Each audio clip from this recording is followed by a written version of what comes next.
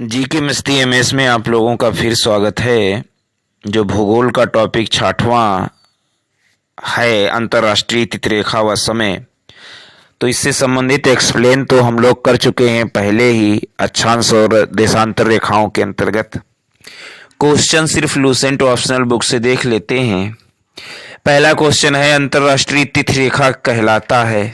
तो अंतर्राष्ट्रीय तिथिरेखा 180 डिग्री देशांतर को कहते हैं। अंतर्राष्ट्रीय तिथिरेखा 180 डिग्री देशांतर को कहते हैं। दूसरा क्वेश्चन है, अंतर्राष्ट्रीय तिथिरेखा का निर्धारण किस वर्ष किया गया? तो अंतर्राष्ट्रीय तिथिरेखा का निर्धारण 1884 ईस्वी को किया गया। अंतर्राष्ट्रीय तिथिरेखा की स्थिति निम्न में से किसके निकटतम है? तो अंतर्राष्ट्रीय तिथिरेखा की स्थिति 180 पूर्वी एवं पश्चिमी देशांतर के निकटतम है। 180 पूर्वी एवं पश्चिमी देशांतर के निकटतम है। ग्रीनविच से 180 मध्याह्न काल्पनिक रेखा क्या कहलाती है?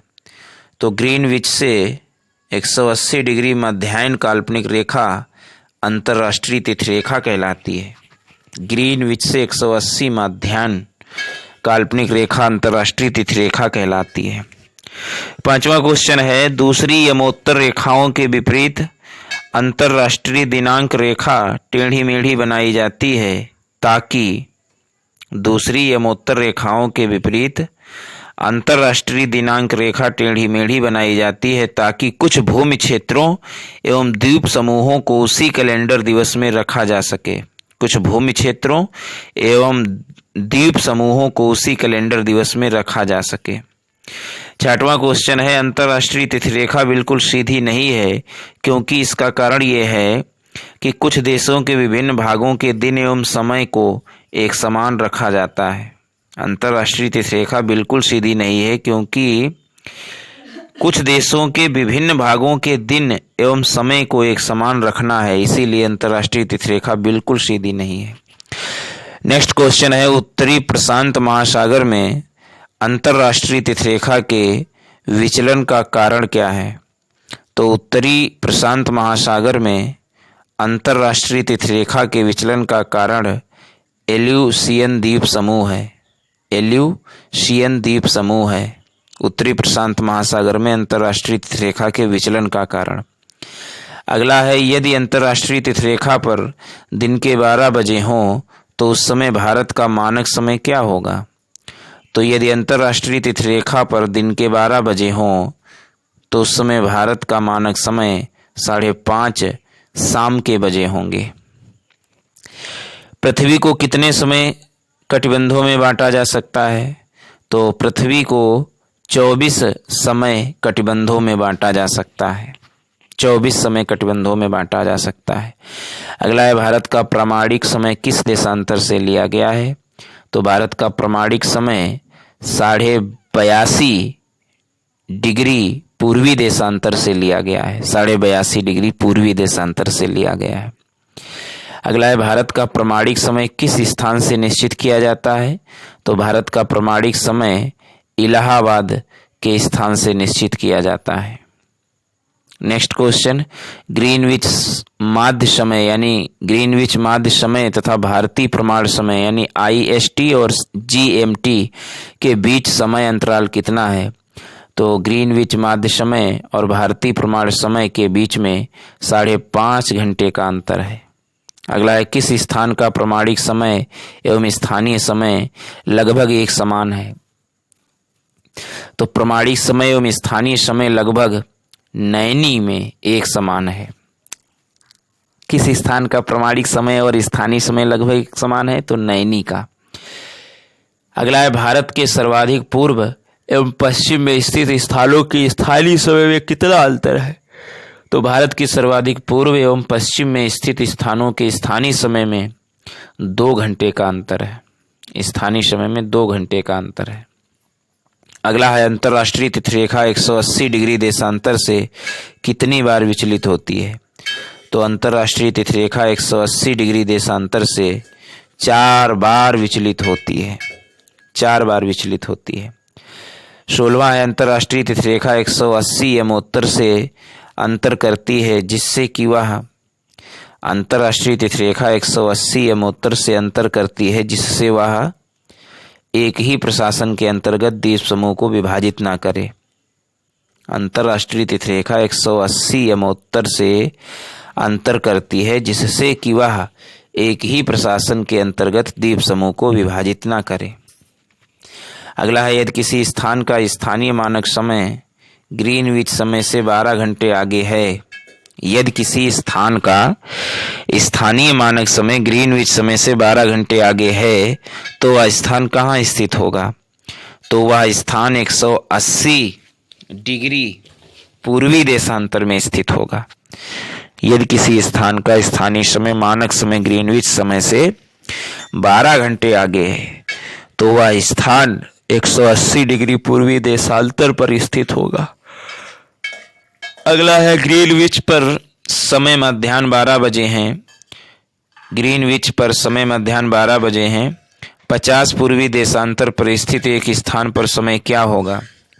तो ग्रीनविच पर समय मध्याह्न अगर 12 बजे हैं तो 50 पूर्वी देशांतर पर 3:20 होगा, यानी 5 चक्कू 20, वही ना 4-4 मिनट प्रत्येक उस पे लिए जाएंगे, 4-4 मिनट प्रत्येक उस पे, तो 4 पंचे 20, इसके जब घंटे करोगे तो साय के 3:20 हो जाएंगे। अगला है यदि ग्रीनविच यानी 0 डिग्री देशांतर पर रात्रि के 12 बजे हैं तो 30 पूर्वी देशांतर पर स्थित काहिरा में क्या समय होगा? तो यदि ग्रीनविच 0 डिग्री देशांतर पर रात्रि के 12 बजे हैं तो 30 पूर्वी देशांतर पर स्थित काहिरा में 2 बजे होंगे रात्रि के, 2 बजे होंगे रात्रि के। अगला है पृथ्वी पर दो स्थानों की स्थिति के अनुदैर्ध्य का अंतर 15 डिग्री है। पृथ्वी पर दो स्थानों की स्थिति के अनुदैर्ध्य का अंतर 15 डिग्री है। स्थानीय समय में कितना अंतर होगा? तो पृथ्वी पर दो स्थानों की स्थिति के अनुदैर्ध्य का अंतर 15 डिग्री है तो स्थानीय समय में 1 घंटे का अंतर होगा। 21वां क्वेश्चन, यदि दो स्थानों के बीच समय में अंतर 2 घंटे 20 मिनट है तो देशांतर में अंतर 35 डिग्री का होगा। यदि दो स्थानों के बीच समय में अंतर 2 घंटे 20 मिनट है तो देशांतर में 35 डिग्री का अंतर होगा। अगला है अंतर्राष्ट्रीय दिनांक रेखा कहाँ से होकर गुजरती है? तो अंतर्राष्ट्रीय दिनांक रेखा 180 डिग्री से होकर गुजरती है। ग्रीनविच किस देश में है? तो ग्रीनविच यूके में है, यानी ब्रिटेन में है।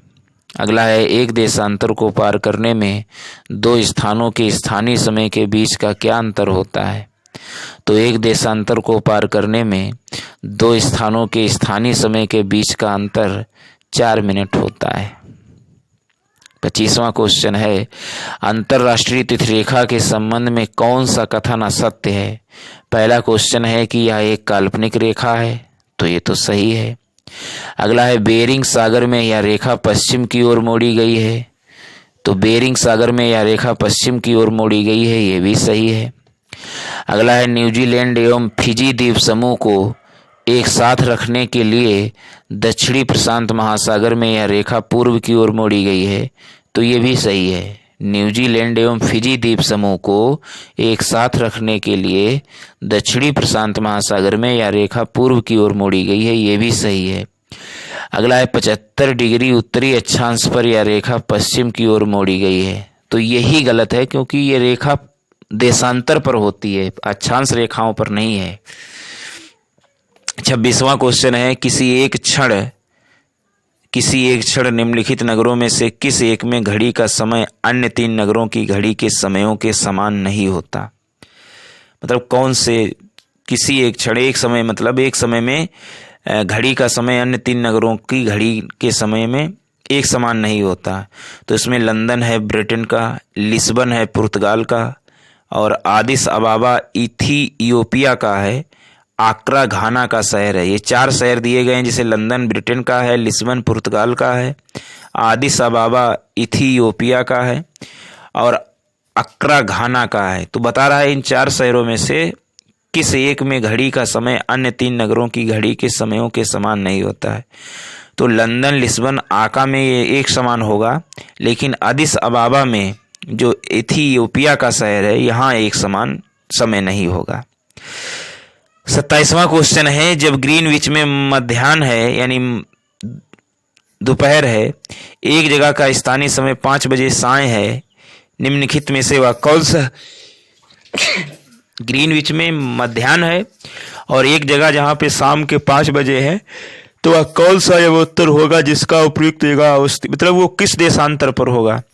तो जब ग्रीनविच में मध्याह्न है और उस स्थान पर 5 बजे हैं साय के, तो वह स्थान जो है 75 डिग्री पूर्वी देशांतर पर स्थित होगा। अगला है, काहिरा का समय ग्रीनविच से 2 घंटा आगे है, अतः वह किस डिग्री पर स्थित है? तो काहिरा का समय ग्रीनविच से 2 घंटे आगे है, तो वो 30 डिग्री पूर्वी देशांतर पर होगा। मतलब पूर्व की ओर बढ़ोगे तो समय बढ़ेगा और पश्चिम की ओर बढ़ोगे तो समय घटेगा, तो वह 30 डिग्री देशांतर पर होगा।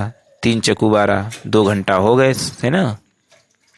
अगला है, 2 शहरों, शहर एक जो है वो 30 डिग्री उत्तर में और 60 डिग्री पूर्व में है, और शहर दूसरा जो है 30 डिग्री उत्तर और 80 पूर्वी देशांतर के बीच है, तो कितने समय का अंतर होगा? मतलब एक जो पहला शहर है वो 30 डिग्री उत्तर और 60 डिग्री पूर्व में स्थित है, दूसरा शहर जो है वो 30 डिग्री उत्तर और 80 डिग्री पूर्व में स्थित है, तो इनके बीच का समय का अंतर कितना होगा? समय 80 मिनट का अंतर होगा। तो इस तरीके से ये 66वां टॉपिक भी कंप्लीट हुआ। Thanks for watching.